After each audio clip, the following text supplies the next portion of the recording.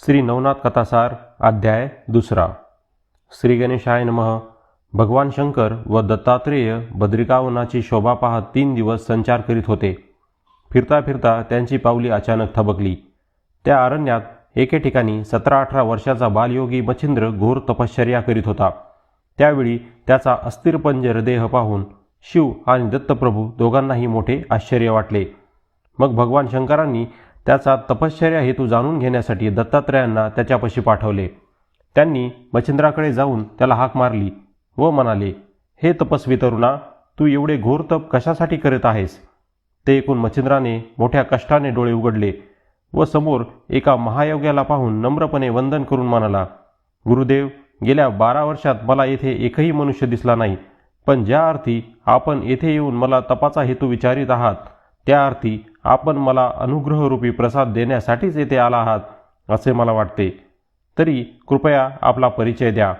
तेव्हा दत्तप्रभू म्हणाले, मी अत्रिनंदन असून तुझ्यावर कृपा करण्यासाठीच आलो आहे.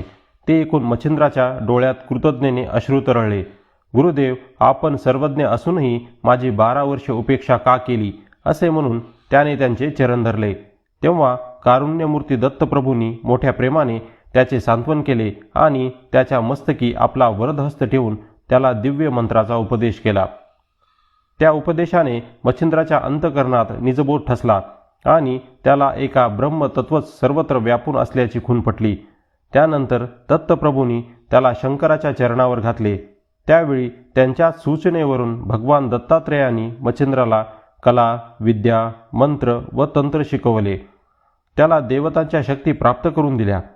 अशा प्रकारे त्याला सर्व गोष्टी समर्थ केल्यानंतर दत्तप्रभूंनी त्याला संप्रदायाच्या परंपरेनुसार योगदीक्षा देऊन नाथ ही संज्ञा, शैली, शृंगी आदी अलंकार, नाथपंथी भूषणे व दीक्षेचे सामर्थ्य देऊन नाथ संप्रदाय वाढविण्याची आज्ञा केली.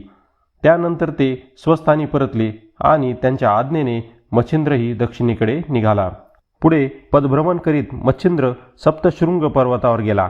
तेथे अंबेचे दर्शन घेऊन तो तिचे स्तवन करू लागला.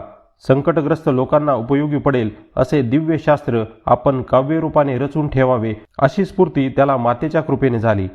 पण त्यासाठी दैवतांची अनुकूलता आवश्यक होती.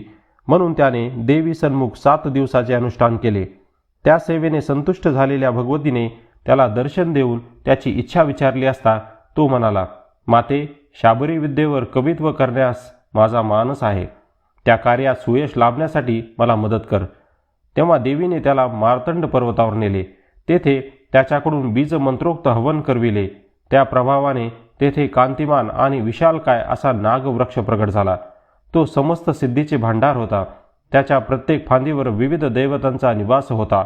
देवीने नाथाला त्यांचा परिचय देऊन त्यांना वश करून त्यांचा विद्यामंत्र प्राप्त करण्यासाठी एक अत्यंत प्रभावी उपाय सांगितला. ती म्हणाली, ब्रह्मगिरीजवळ अंजन पर्वत आहे. तेथे काचित नावाची एक दक्षिणगामी नदी आहे. तिच्या काठावर हत्तीच्या पावला एवढी 100 जलयुक्त कुंडे आहेत. पांढरी वेल घे. तिचा एक एक तुकडा प्रत्येक कुंडात टाकत पुढे जा. परतीच्या मार्गावर ज्या कुंडातील वेल सजीव दिसेल तेथील पाण्याने स्नान करून थोडे पाणी पी.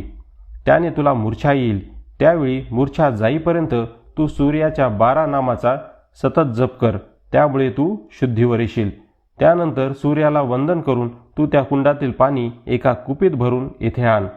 मग पुन्हा एकदा सूर्याच्या 12 नामाचा उच्चार करून त्या पाण्याने या नागवृक्षाला सिंचन कर.